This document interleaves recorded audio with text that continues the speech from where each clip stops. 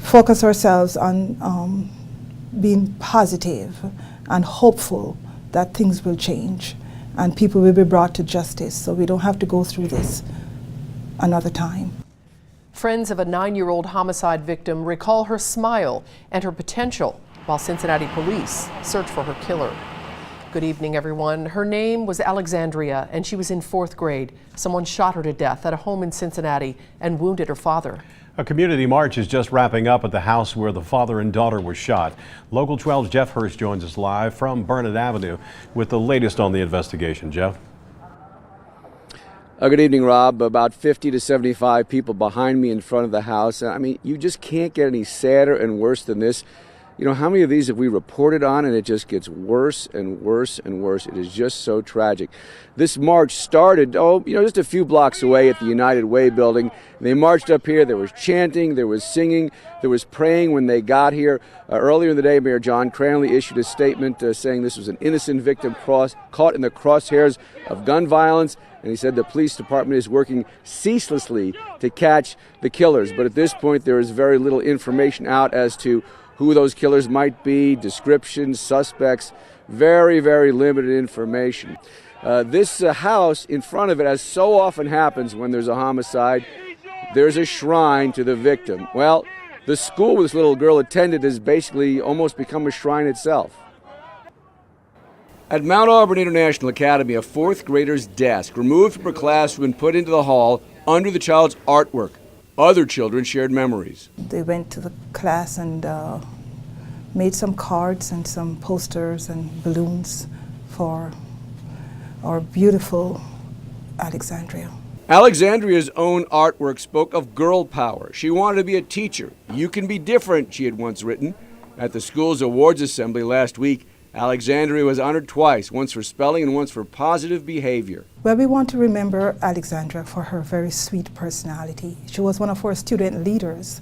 Her role in her classroom, she shone like a star. She was a spark for her classmates. That spark was extinguished last evening around 5:30 when several men, witnesses said it was 3, went into the house on Burnet Avenue and shot Alexandria and her 39-year-old father.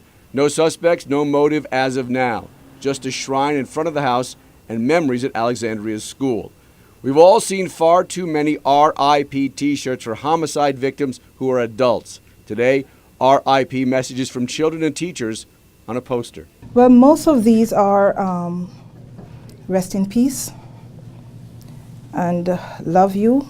You're in a better place. Her current teacher says you'll always have a special place in my heart. Alexandria was a model for not only herself but her peers as well.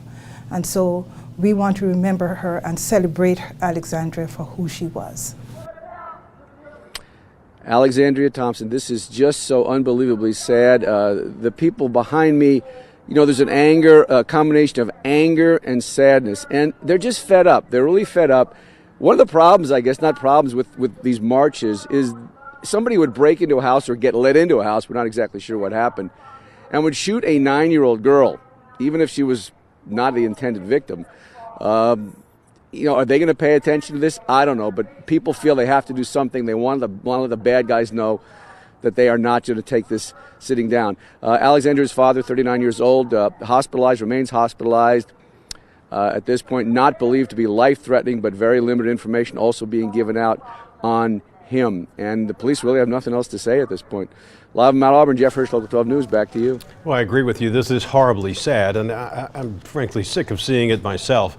Do we know if it was random or targeted?